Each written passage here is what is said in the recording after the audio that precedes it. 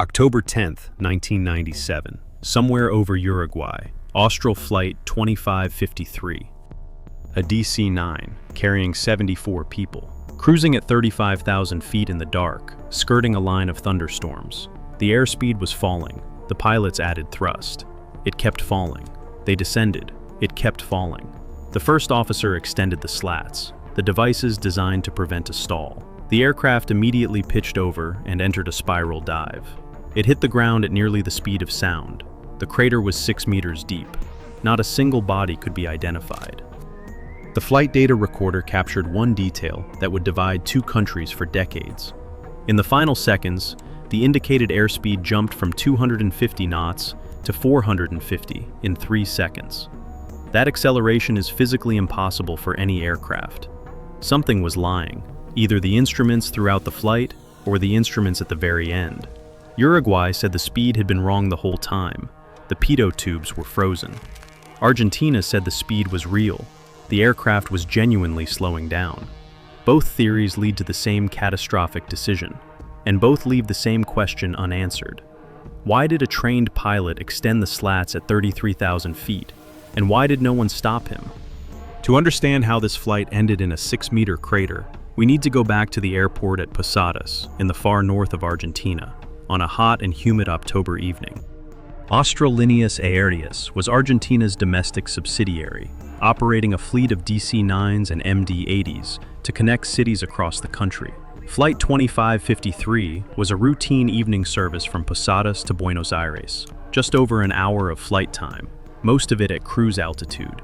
The aircraft was a McDonnell Douglas DC-932, registration Lima Victor Whiskey Echo Golf. It was 28 years old, one of the oldest in Austral's fleet, but it was still in service, still legal, still flying passengers every day. The captain was 40 years old, over 9,000 hours total, but only 223 on the DC-9. He had spent most of his career on the larger MD-80 and was still relatively new to this smaller aircraft. The first officer was also 40, with fewer total hours at 2,900, but far more experience on the DC-9, 1,384 hours on type. He knew this airplane better than his captain did. This mismatch in type experience created an unusual dynamic. In most cockpits, the captain has the deeper knowledge of the aircraft's systems and limitations, and the first officer defers to that expertise. Here, the roles were partially reversed. The first officer had 6 times more hours on the DC-9 than his captain. He knew its quirks, its limits, its procedures more intimately. But he was still the junior pilot. The captain held the authority, and critically, neither of them had received crew resource management training.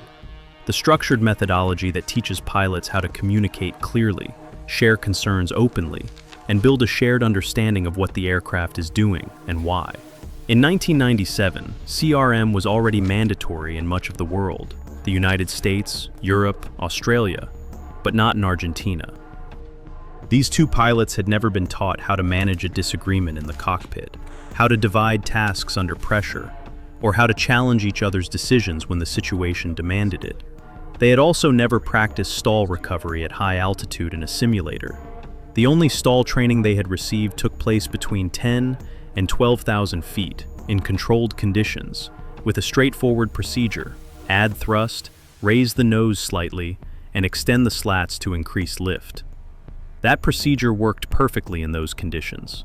It would not work where they were about to need it.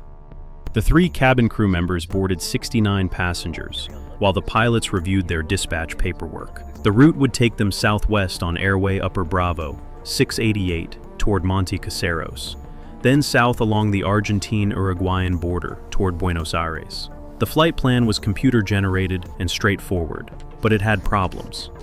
The VOR beacon at Gualeguaychú, a key navigation fix along the route, had been out of service since October the 5th. A NOTAM had been issued, but the dispatcher was unaware of it. The flight plan still called for the crew to use that beacon. More critically, the dispatcher had not provided the pilots with area weather forecasts for the en route portion of the flight. The airport weather office in Posadas received satellite imagery and forecast charts by fax, but the fax machine was locked inside a building that closed for the night. So, the pilots received only coded weather reports for the destination and alternates. nothing about the conditions along the route itself. This was not a one-time oversight. The investigation later revealed that Austral's dispatch procedures had systemic weaknesses. The company's operations manual required dispatchers to provide pilots with all available weather information for the route, including area forecasts, significant weather charts, and satellite imagery. But in practice, access to this information depended on the time of day, the location of the departure airport, and whether the right fax machine was in the right building, with the right person available to retrieve the printout. At a major hub like Buenos Aires, dispatchers had full access to weather data around the clock. At regional stations like Posadas, the system broke down after hours. The result was that pilots departing from smaller airports at night, exactly the scenario of Flight 2553, were routinely flying with incomplete weather pictures. This had been the case for years. No one had flagged it as a safety issue.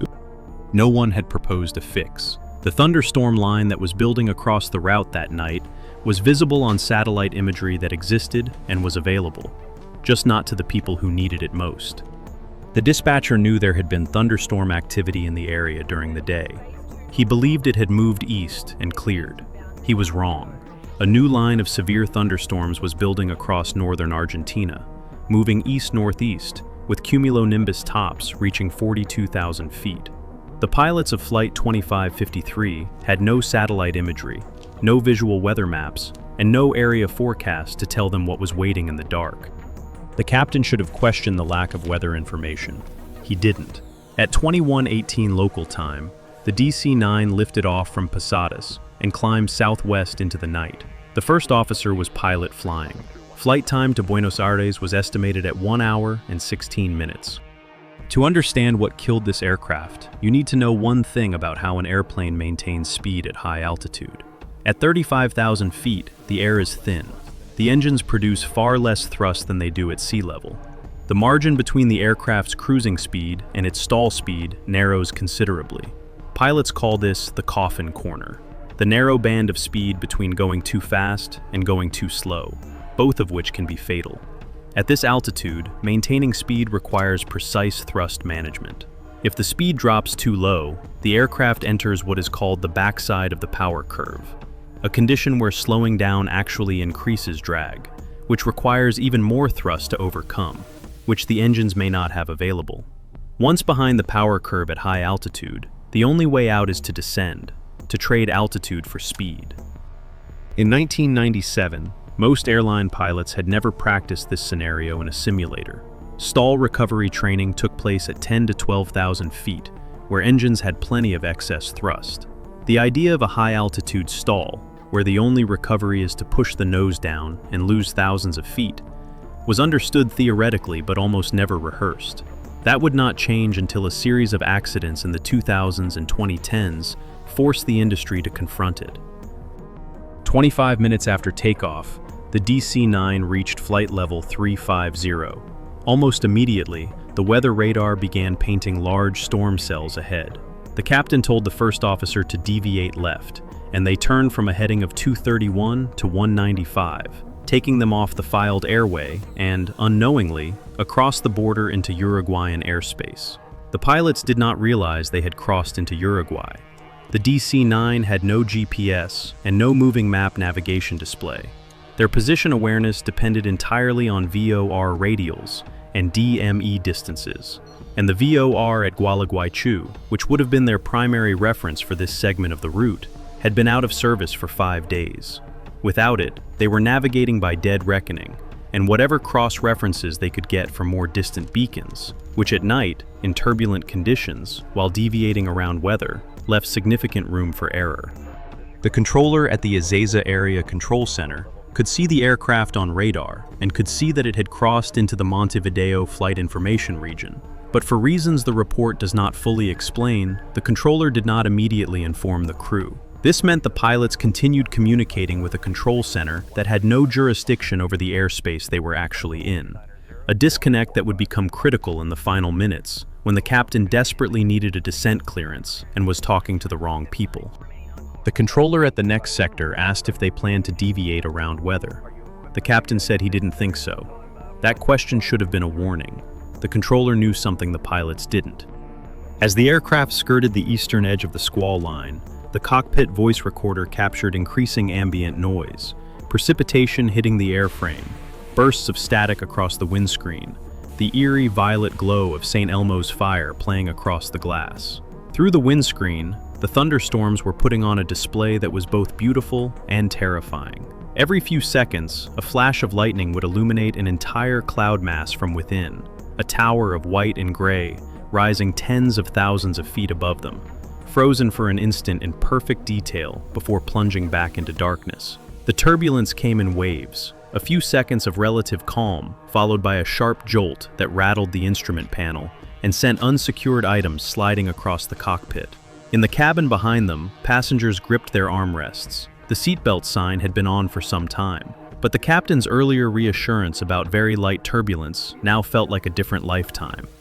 The sound of rain, or something harder than rain, hammered against the fuselage in bursts, loud enough to be picked up clearly on the cockpit voice recorder. The captain and first officer exchanged glances. They could see on their weather radar that the squall line stretched south as far as the display could show. There was no easy way around it, and they were running out of room to the left without going deeper into Uruguayan airspace, which, unknown to them, they were already in. The captain joked darkly about having told the passengers to expect very light turbulence. The turbulence was anything but light. Then, the master caution light illuminated. The pilots spent several minutes trying to identify the cause, most likely an intermittent fuel pressure warning, triggered by the normal transfer of warmer center tank fuel into the colder wing tanks. While they troubleshot, something else began to happen. The airspeed started falling, slowly at first. 275 knots, then 260, then lower. This is where the story splits in two, and depending on which version you believe, the next 5 minutes look very different. The Uruguayan investigators concluded that all of the aircraft's pitot tubes, the small probes that measure airspeed by capturing the impact pressure of oncoming air, had frozen over. Ice blocked both the inlet and the drain hole, trapping a pocket of air inside. In this condition, the airspeed indicator behaves like an altimeter, showing lower speeds as the aircraft descends and higher speeds as it climbs, regardless of actual airspeed. If this happened, the real airspeed was probably increasing as the pilots added thrust and began descending. But the instruments showed the opposite. The pilots were chasing a phantom deceleration that didn't exist. The pitot tubes had built-in heaters designed to prevent exactly this. But this particular DC-9 was so old that it lacked a warning light to alert pilots if the heaters were off. That warning light had been required in the United States since 1978 and in Argentina since 1992, but Austral had been granted an exemption until March 1998. 5 months before the deadline, the light still hadn't been installed. The Argentine investigators disagreed. They conducted studies showing that all pitot tubes freezing simultaneously in the same way was virtually impossible, given the random nature of ice accumulation. They argued the airspeed was genuinely decreasing, that the aircraft had fallen behind the power curve at its service ceiling, with engines unable to produce enough thrust to maintain speed. The anti-ice system, which the captain activated during this period, bled hot air from the engines and reduced their output further. With engine anti-ice on, the DC-9's maximum service ceiling dropped to 33,000 feet, 2,000 feet below where they were flying. The transcript team behind this analysis added a third possibility that neither investigation considered: high-altitude ice crystals. These microscopic crystals, blown miles downwind from thunderstorm tops, are too dry to stick to airframes or trigger traditional icing warnings. But they can clog engine inlet pressure sensors, causing the auto throttle and engine instruments to read higher thrust than actually being delivered. The pilots would believe they were applying adequate power while the engines were actually producing far less. This phenomenon was unknown in 1997. It was only identified after the crash of Air Algérie Flight 5017 in 2014, an MD-80 that encountered the same crystals near a thunderstorm over Mali, suffered the same erroneous engine indications, decelerated behind the power curve, stalled, and crashed.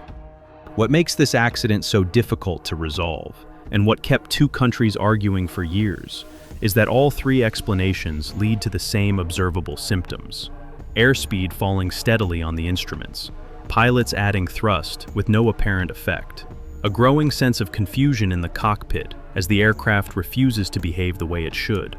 Whether the pitot tubes were frozen, the engines were deceived by ice crystals, or the aircraft was genuinely behind the power curve, the crew's experience was identical. They were watching their speed bleed away in the dark, surrounded by thunderstorms, with no training for what to do next. And the tragedy is that the correct response was the same in all three scenarios. Stop chasing the airspeed. Set a known pitch and power combination. Descend to a lower altitude where the engines have more capability and the air is thicker.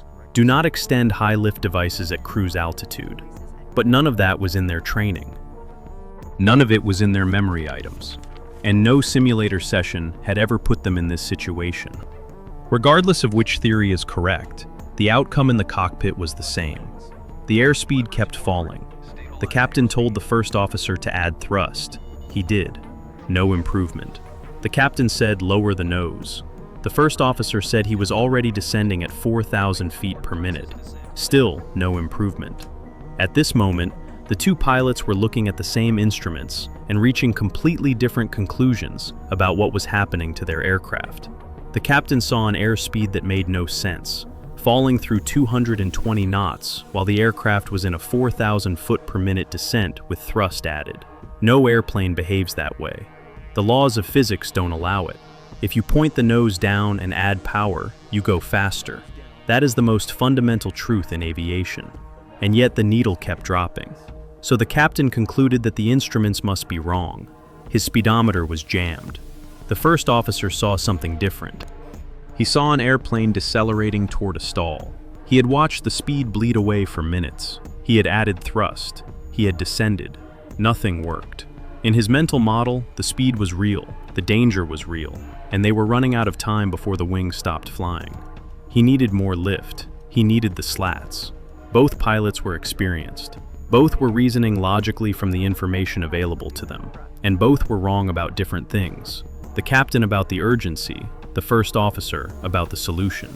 Without CRM training, without a shared procedure for this scenario, without even the ability to hear each other over the radio transmissions, there was no mechanism to reconcile these two pictures into one correct response. They were two pilots in the same cockpit, fighting two different emergencies, and about to collide. The captain suddenly realized something was deeply wrong. Either the instruments were lying, or the aircraft was behaving in a way he couldn't explain.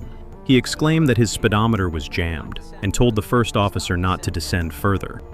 But the first officer had already reached a different conclusion.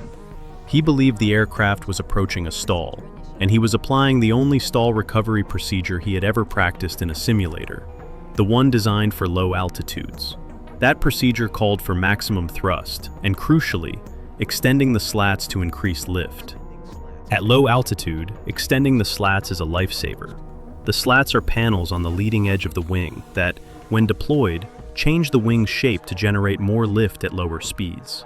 Every DC-9 pilot trained to extend the slats as part of stall prevention, but that training always took place between 10 and 12,000 feet, where the speed was low enough for the slats to handle the aerodynamic loads safely. At 33,000 feet, the rules were completely different. The DC-9's slat limit above 15,000 feet was Mach 0.57, a speed expressed as a fraction of the speed of sound. At their altitude, their Mach number was 0.63, well above the limit. But the first officer couldn't see this. The DC-9's combined airspeed and Mach indicator only displayed the Mach number when the indicated airspeed was above 250 knots. Their indicated airspeed had fallen below that threshold. The Mach readout had disappeared from the instrument. The first officer had no way of knowing he was above the slat limit. He asked the captain to extend the slats. The captain didn't hear him. He was on the radio, desperately trying to get a descent clearance from a controller whose sector they weren't even in. The first officer asked again. No response. The captain was still transmitting. The breakdown in communication was now complete. No CRM training, no shared mental model. Two pilots fighting two different emergencies in the same cockpit. One trying to talk to the wrong controller, the other trying to prevent a stall with the wrong procedure. If you're still here, you understand why these stories matter. Subscribe so you don't miss the next one. The first officer reached across and extended the slats himself. At Mach 0.63, the aerodynamic forces were enormous.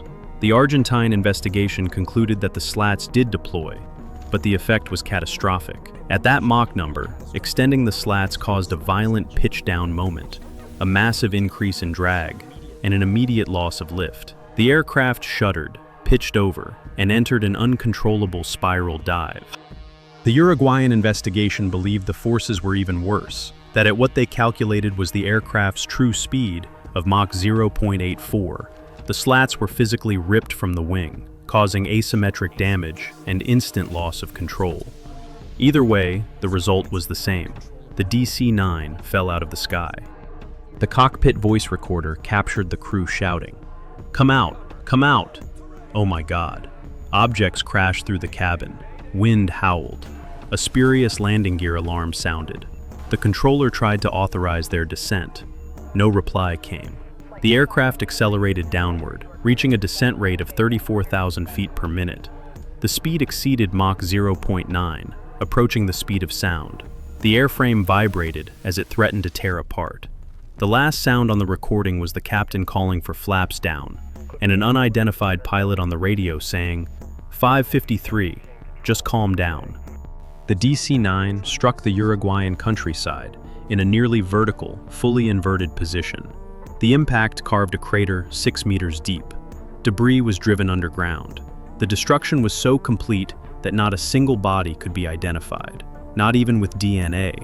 The only confirmation that 74 people had been on board came from the passenger manifest.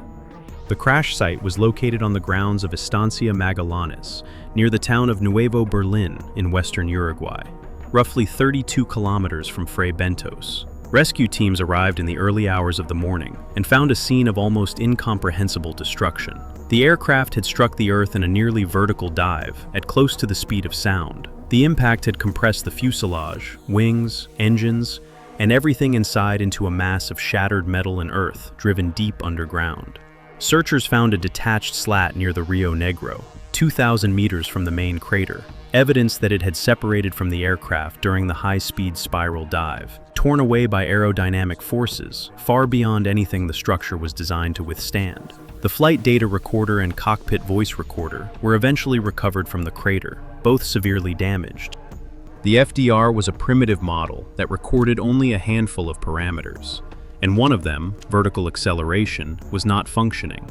This meant investigators had to reconstruct the aircraft's final moments from limited data, the CVR transcript, radar tracks, and engineering analysis. It was this scarcity of evidence that allowed two fundamentally different theories to coexist, each supported by the same incomplete data, each filling the gaps with different assumptions. The Argentine investigation ran for years and became entangled in legal proceedings, with courts prosecuting airline executives and regulatory officials for the systemic failures that had left pilots untrained and aircraft unequipped. The case became one of the most infamous in Argentine aviation history, generating documentaries, books, and public outrage that lasted decades. The investigation lasted years. Uruguay and Argentina produced separate reports with fundamentally different conclusions about the cause of the airspeed loss. But on the most important points, they agreed. The pilots had not been given adequate weather information. They had not been trained in CRM, unreliable airspeed procedures, high-altitude stall recovery, or unusual attitude recovery. The aircraft lacked a pitot heat warning light that had been required for 5 years, and the only stall recovery procedure the first officer had ever practiced, extending the slats, was the one action that, at cruise altitude, guaranteed the destruction of the aircraft. The lessons arrived too late for the 74 people on board, but they arrived. After a series of similar accidents in the years that followed, West Caribbean 708 in 2005, Air France 447 in 2009, Air Algérie 5017 in 2014, the industry fundamentally changed how pilots are trained for high-altitude emergencies. Stall recovery at cruise altitude is now practiced in every simulator. The correct response is to push the nose down and trade altitude for speed, not to extend devices designed for low-altitude flight. Unreliable airspeed procedures are drilled as memory items, and the phenomenon of high-altitude ice crystals, unknown in 1997, is now part of standard meteorological training for airline pilots worldwide.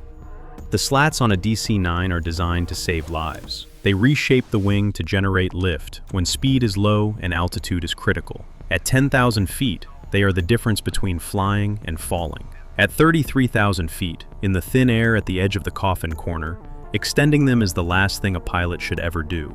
The first officer of Flight 2553 did exactly what he had been trained to do. The tragedy is that his training taught him the wrong thing for the situation he was in. Now, if this story made you think about how much training matters when everything goes wrong, there's another one right here you need to see, where a crew faced a situation no simulator had ever prepared them for, and the first 30 seconds decided everything.